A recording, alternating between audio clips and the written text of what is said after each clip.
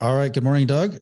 We have some new items we would like to talk about today. And the first was kind of this craziness with some executive pay. And let me share my screen so people can see this particular article that we would like to share with everybody. But this Disney executive who made $120,000 a day in his brief employment there. What? Yeah, how could anybody be worth that much money? Especially if you read the article. I mean, this guy, he used to work at the Pentagon. I mean, it seems like at most, he's just a corporate suit. And he was very, very well compensated. So Yeah, well, he was basically the company's corporate affairs officer. Specifically, he was in charge of communications, and he was the kind of the point man on this, on the backlash relating to Disney not coming out against this "Don't Say Gay" bill that they had in Florida. So he was kind of in the middle of all that. So he was only employed for a very short period of time. For total, it says here, of 70 work days, and during that period, he made $8.3 million in total compensation. But that wasn't even all of it. There are a couple other things that are interesting here. They paid him $500,000 to move his family to Los Angeles, which is more than they paid for any other Disney executive during the time period. And then after they fired him, they paid another $500,000 for him to leave, to move away. And they bought a house that he bought. They bought his house from him at the price he paid for it. So it's pretty shocking how much these people are making. And he's just, he's just like somebody whose name no one would ever would have known of, I think, if it weren't for this article. yeah, well, maybe he's got blackmail material on members of the board or whatever. But one thing that is shocking to me is that most of these corporations, the big established ones, the entrepreneurs that founded them are long gone. They are bureaucracies. And that means that they're run by corporate suits. And these corporate suits, first of all, people that work for a salary, I'm sure we have people working for a salary that are listening. I don't want to insult anybody. Look, I've never worked for a salary. I'm kind of congenitally incapable of it, quite frankly. But if you work for a salary, that means you have to do what the people that are paying you the salary want you to do. And you'd better kind of think the way they do, and you better kind of share their values and all this type of thing. So people that work for these big corporations they tend to be empty suits. They tend to be grifters. They tend to be hustlers. They tend to be backstabbers and backslappers. So, but it is shameful that people that get themselves into a certain position are able to shake down these corporations for all this money. And the average guy out there might hear about this and say, you know what, I'm working for, 50 grand a year. That used to be a lot of money. It's peanuts now. I don't know. If you can less than half of what this guy made in a day. Yeah, exactly. Less than half. So, and the average guy out there is cutting back his standard of living. He can't take his family out to dinner anymore. He can't even pay his mortgage half the time. Can't pay the taxes on his house. So is there going to be a blowback against these corporate types that are getting outrageous, egregious salaries for basically just sitting around and playing big shot? I think so. Yeah. It's funny how these corporations have been sort of co-opted by the executive class and against the benefit of the shareholders, which is the people they're supposed to, provide value to. But I mean, it's hard to argue in my mind that this $8 million this guy was paid was not a theft of shareholders. I mean, and put to enrich this guy who was just a disaster for the company, who you got to wonder why he was even there. except for maybe he scratched, back at one point somewhere else, like when he was working in the Pentagon, which is the primary place this guy worked before. And then he went to BP. So it was the Pentagon, then BP, and then Disney. Now, also, you talked about the entrepreneurs not being there. It's this executive class. It doesn't even seem like they're hiring from within in the same degree. They're bringing people into C-suite from all over this kind of this orbiting, C-suite executive body, that is everywhere. And like the people who sit on board, it's kind of the same story for, they don't know anything about the company. They don't come from the company. They don't know much about it. They get paid a lot of money to sit there and give cover usually to the CEOs. It's just a disaster what these guys have done. And so they're co-opted against shareholders. They don't exist for the benefit of their employees, but that's okay. I don't necessarily have a problem with that. I mean, you want to treat their employees well, but they're also then get kind of co-opted into cultural changes. Like Disney was certainly behind that in a big way. Again, that's the thing he got fired for, was the stuff that they're taking the public stance against, the legislation in Florida. Like these corporations they are rogue elements in our culture now.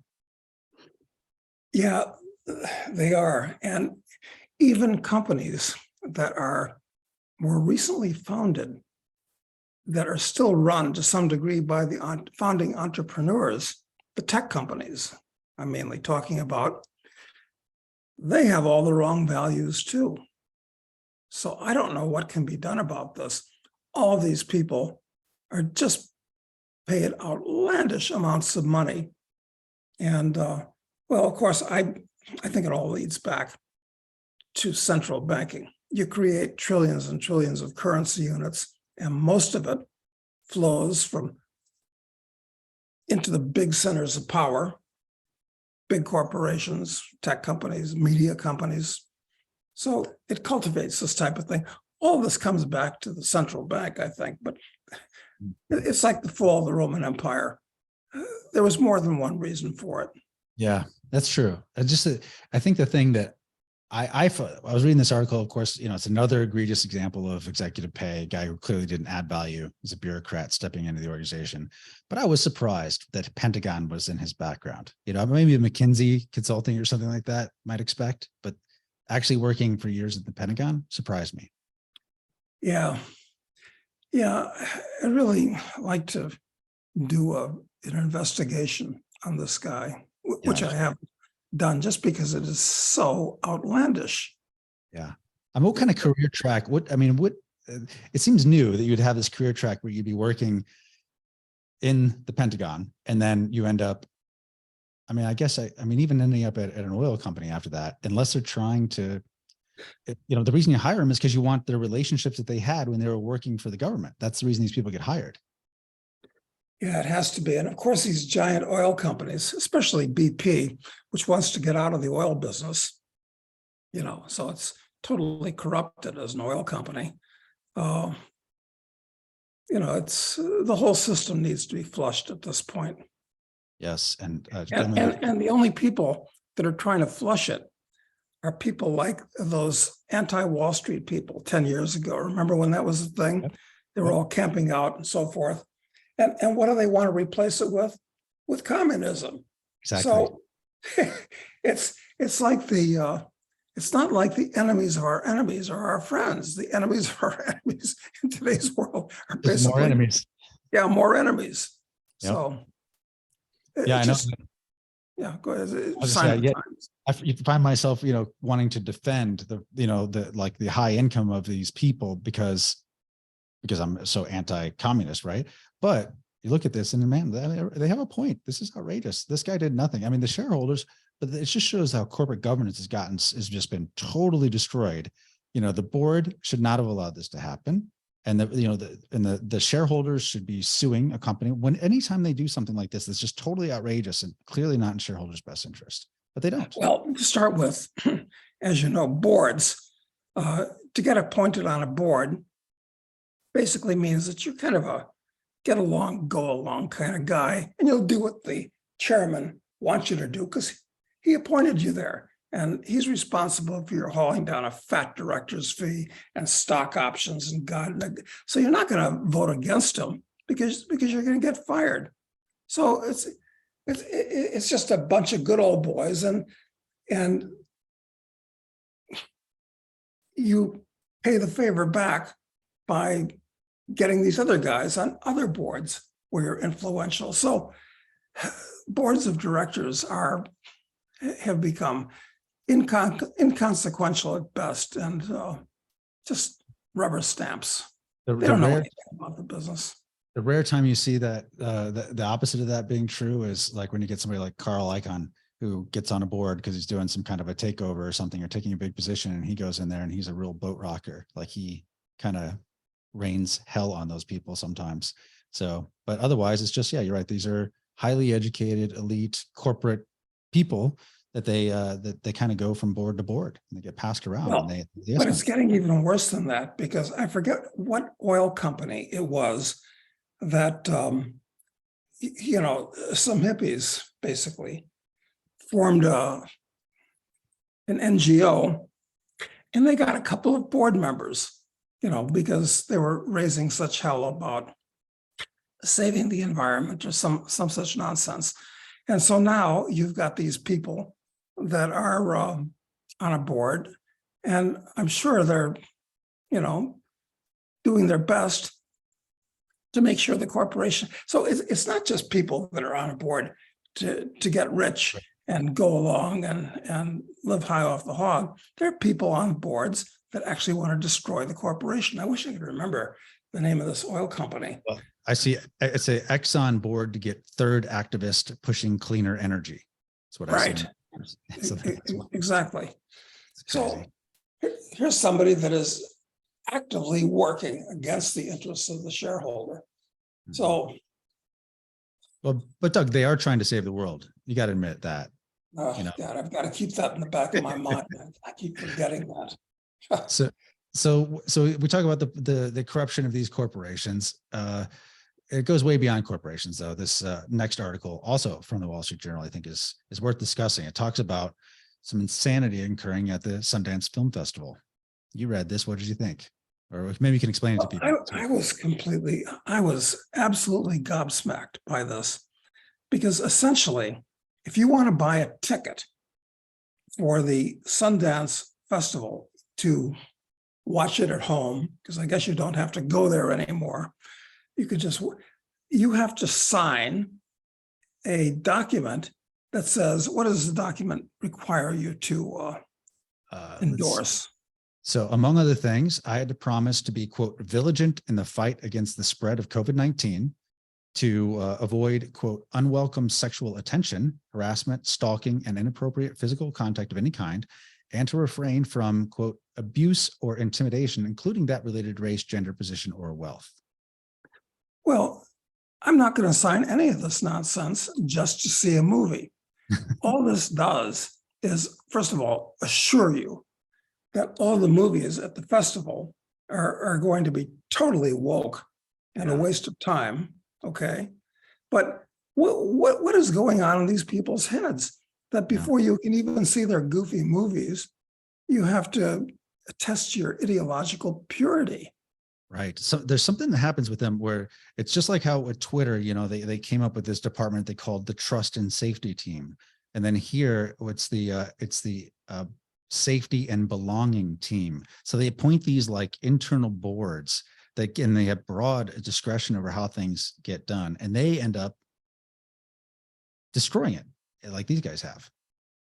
Yeah. And even if somebody who just wants to see some movies or at Sundance doesn't have any particular views on any of these things, the fact that he has to sign something that endorses these insane concepts, it kind of makes him, well, either betray what intellectual honesty he has, or well, I guess I'm kind of on that side. Never thought about it, but Robert Redford, is on that side. So yeah, I guess I am. So now he's kind of subtly committed. So this is that's an interesting point. Really, It's a really powerful psychological effect if you passively but knowingly consent to a label for yourself. You start to embody that label, and I think it's happened so subtly. Most people are not even aware of it, but it has a huge difference, because you could say, well, it's not that big of a deal. It's not like I mean, I'm not going to actively, work on COVID-19 safety issues in my bedroom watching the show, but who cares if I say it? But the thing is, these things do corrupt you. Yeah, they do. And and in many cases, people will sign it because they don't feel strongly about it, even if they're not actively for it. And they're telling a lie. They're attesting to something that they don't believe in. And this is a great way to destroy your personal psychology, to destroy your soul. Enough people do it, you become a soulless society. And this is just absolutely horrible.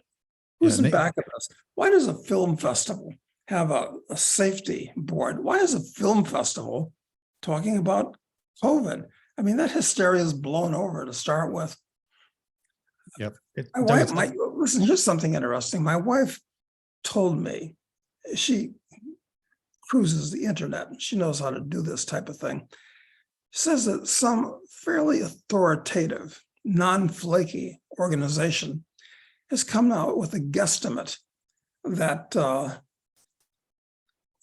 over the next 5 years, as many as 50 million people could have really, really serious consequences from having taken just one shot. Forget about 2 or 3 or the boosters.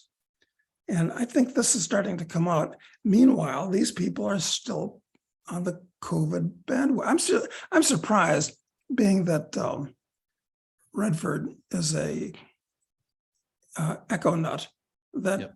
they didn't tie global warming into this anywhere.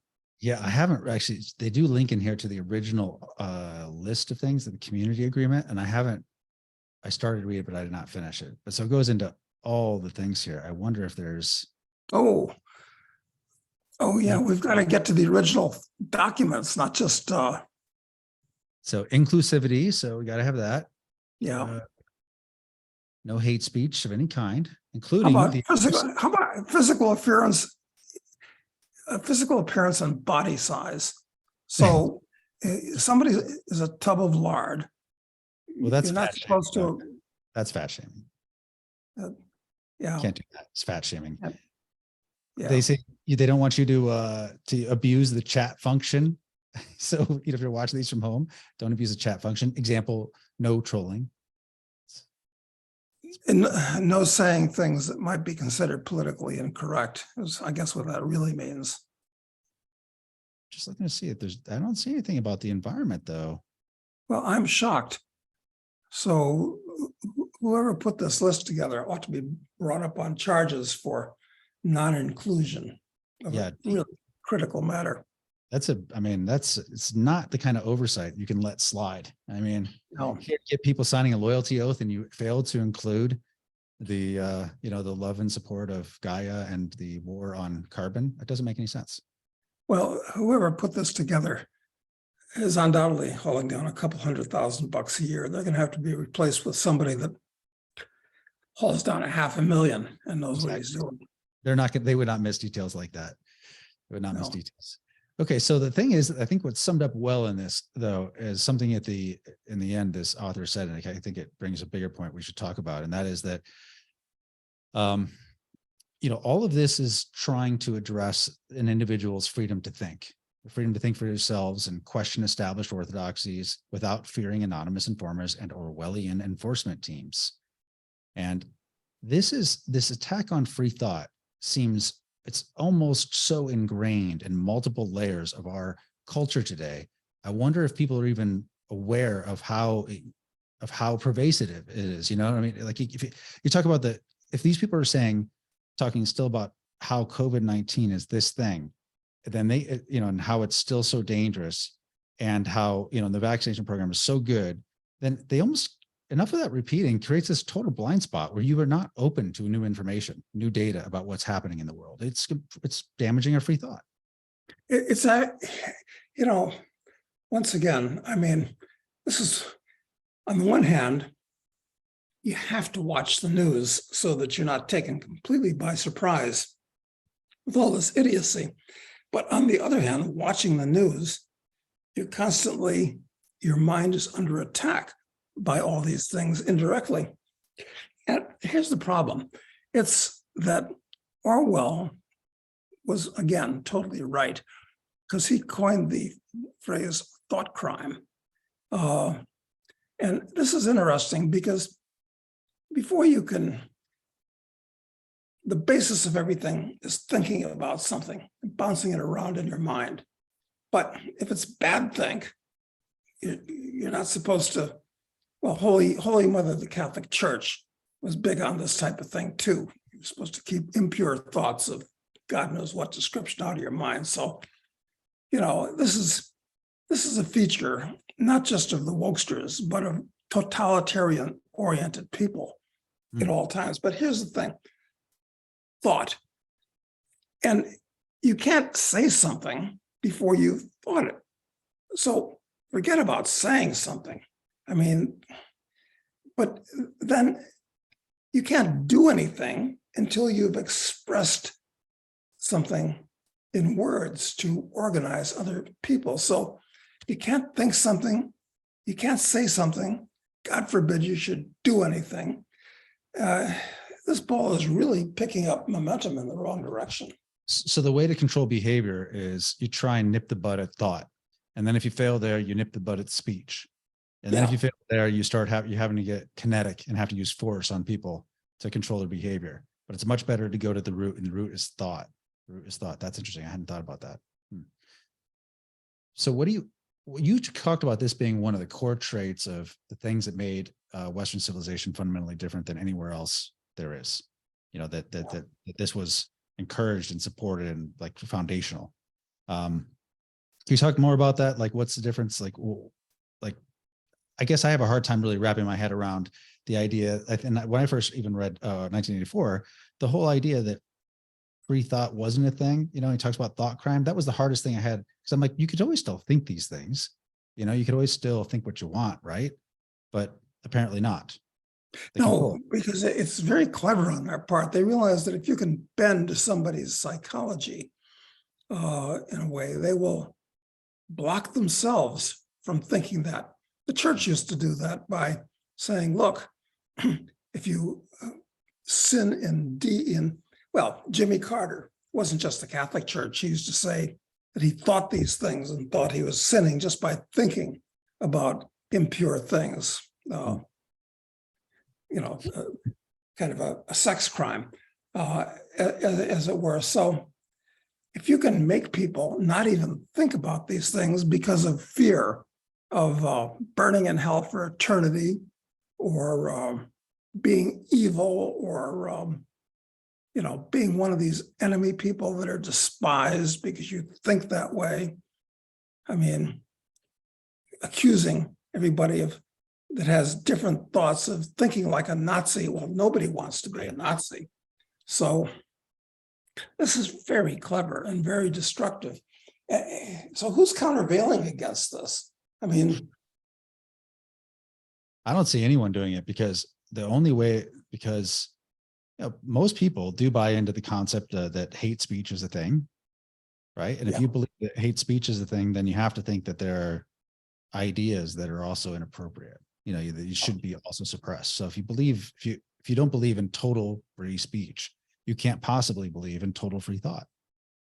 Yeah, I completely agree. And this is why I actively endorse hate speech. It's unseemly and it's uncomfortable, but I'm all for people saying whatever they want. Why? Why would I want somebody to use nasty words and express nasty thoughts and incite people to do nasty things? I'll tell you why, and it's very important. It's that it exposes to you who you're dealing with. If somebody can't say something, then you really can't be sure what's going on in their mind. So I want people to say whatever's on their mind so I can know who I'm dealing with. Right. There's also there's a basic advantage also, Doug, of like, if I say the things that are on my mind and my ideas are just awful, like shit, they don't work in reality, then my ideas have to, in encountering reality, I get feedback. So my ideas can get better, you know, like if I have a bad idea, a really bad idea, and I put it out there, it'll be found out that's a bad idea. And I will see that feedback to that idea, and I might adjust my thinking around it. So we can't improve unless we're willing to test ideas, you know, in the marketplace of ideas by putting them out there and seeing how the world responds to them. So we don't improve. Yes, it's like if you have a bad idea of whatever type, if it stays in your mind, it can fester and grow because, as you said, it's not exposed to some type of antiseptic. Yeah. Yeah. Huh. So so how instrumental was free thought to Western civilization? How, like, of all things? It was basic because there's no civilization, I think, ever in world history. I mean, maybe, you know, bands, you know, where you sit around the campfire and Small groups. say small groups, you say what's on your mind in a polite way. People are usually polite when they're in small face-to-face groups. Okay, that's great. But there's, to the best of my knowledge, there's none and never has been any civilization in all of world history that allowed, forget about, encouraged and cultivated free thought and free speech, but none of them even allowed it because it might run counter to what the ruler wants or what the ruling mob wants. It might stir up the natives. I mean, so the West is totally unique this way. And, you know, these swine out there only point out the nasty things that the West has done, like colonization. But you know what? Colonization was actually a good thing. Well, that's hate speech, Doug. You can't say that. That's hate speech. Yeah. Hate thinking. I'm not saying it was good in that there was theft of the property of native peoples because you have better weapons and okay.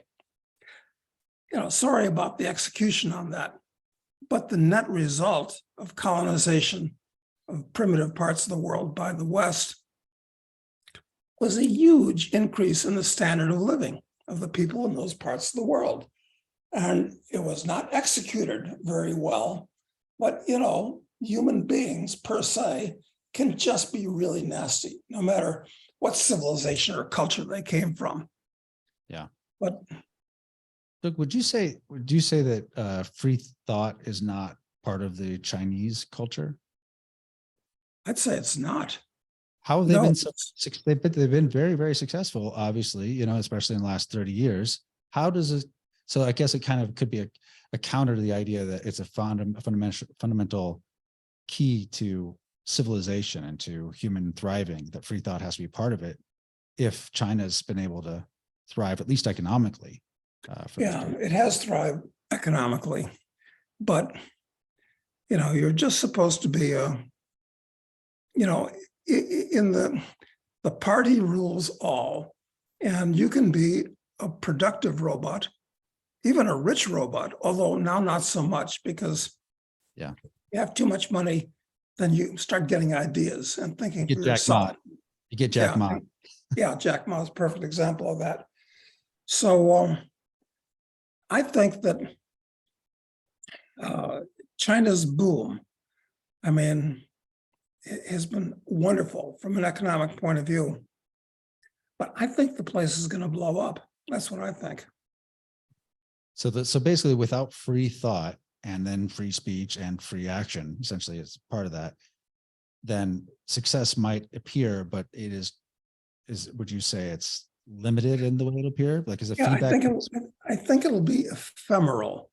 I do, because you if you don't have free thought and free speech, where you know what can find out what people are thinking and exchange your thoughts, which is important, you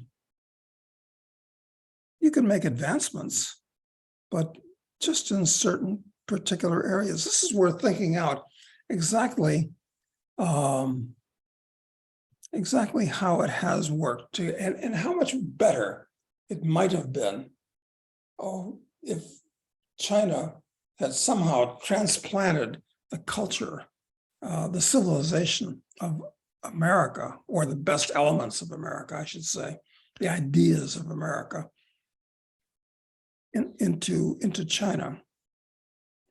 Yeah, because the interesting thing is that they've like the knock on China is that they just copy all of our ideas or all the West's ideas in terms of the for the economic activity, for the economic drive, and that well there hasn't been any real creativity, and so this is what the detractors would say, and so they say so they'll never really be a serious economic threat to the U.S. because we are still the creative types. We're the ones who actually come up with the ideas for stuff, and I mean I think that's been true to a great extent, mostly because there's been a huge opportunity to just execute better, and to take advantage of the arbitrage with the currency and the quality, the standard of living and all that. But yeah, I don't know. Is that true? Do you think it? Do you think it's true? Yeah, I think you're right.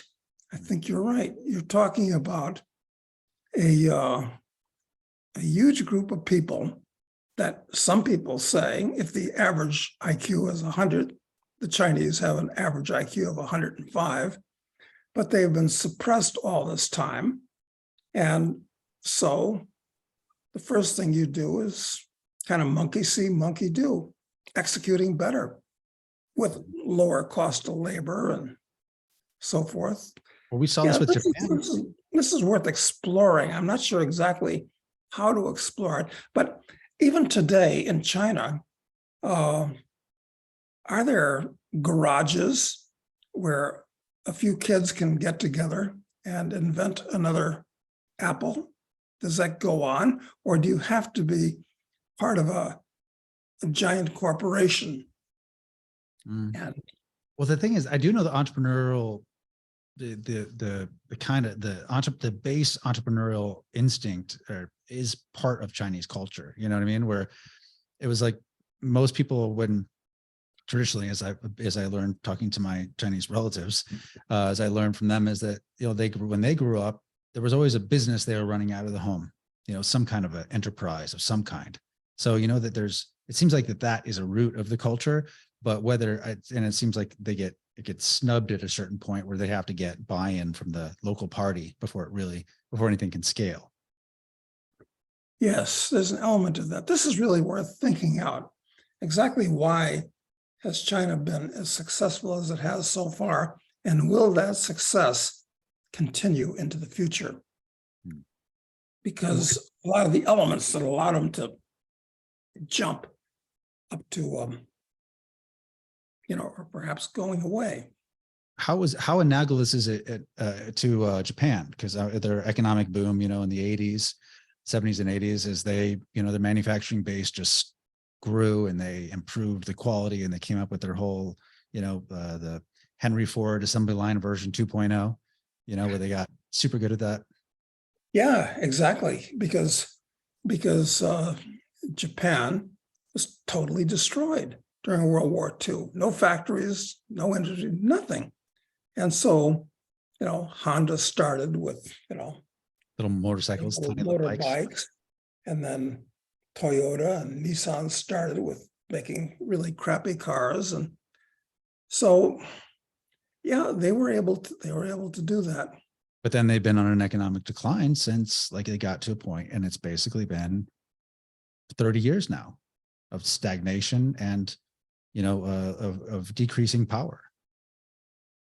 Well, look, I think this all ties back to the state, quite frankly. If you have a weak state that allows the average guy to do whatever he wants, as long as he doesn't aggress against somebody else or their property, that's how you maximize progress of every single type: technology, industry, literature, art, whatever it is. You basically need at most a night watchman state. Yeah. At most. But in all these cases, the state has become overweening. So I've got to believe that where you have an overweening, overpowerful state, where the central bank controls everything monetarily, and you've got hordes of regulators that you've got to get, it's going to go into reverse after a blossoming. And then So maybe the magic of the Western civilization compared to those would be that there were kind of enshrined some restraints on the state that allowed there to still be a vacuum where individual thought and words still had space. You know what I mean? Does that make sense? That maybe it's that enshrined restraints on government. Maybe that's really the power of it. yeah, I think so.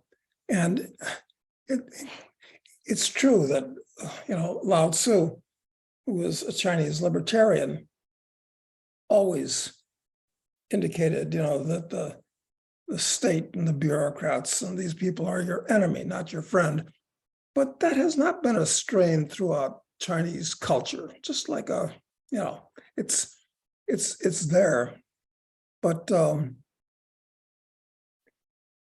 well, look, the way I see it, the state is your enemy in very much the same way as cancer and clogged arteries and things of that nature are your enemy. And the kind of people that go to work for the state and endorse the state and promote the state, or even work with the state, they're your enemy too. So, that's what I think it all comes down to. And of course, this is crystal ball gazing. I mean, what's the world going to be like 20 or 50 years from now? So hopefully we've got a book. But I think if you cut out free thought, though, it's going to be in real trouble. And I think that if the states get too big, which I think they all are too big, then the crowding out of, there's no space for an individual to express themselves or to see what's possible in the world. Like even ideas you might have about like a business you want to start. And if you start going through, having started a lot of businesses, if I have a business idea and I start going through the reasons why it's likely to not be successful, if that list is too long, then I never even attempt it. And a lot of those reasons at its foundation start with, well, what's the regulatory framework for what I want to do? It starts there. And so it shuts down a lot of great ideas right away. So this just expands to everything else, I would think. Yeah, I mean, maybe to start with, the state just concerned itself with what you do. Don't do this, keep your nose clean and go about your business. And then they went down to don't say anything. And now it's don't think anything. So what's next? Well, I guess the next step is to chip everybody and have that chip activate or deactivate certain parts of your brain, which is certainly what people like Novel Hoovel, whatever the hell that guy's name is, the butter boy that works for Klaus. Der Schwabenklaus. That's pretty much what he's saying at this point. Yeah, and the chip would give them, it's like a much better version of the face crime detection, right? They could tell that your response to events might not be quite right. You're not enthusiastic enough during the morning, 2 minutes of hate or whatever. You're not enthusiastic enough, so they could shut you down. Exactly. And at that point, the Eye of Sauron, detecting a problem, zeroes in on you, and then you're in trouble. Real trouble. So you better not even have that thought. So the Eye of Sauron will look for some other poor kulak. Right. Exactly. All right. Well, we'll leave it there for now, Doug. Have a good weekend, and we'll talk to you next week. Great, Matt. Thanks.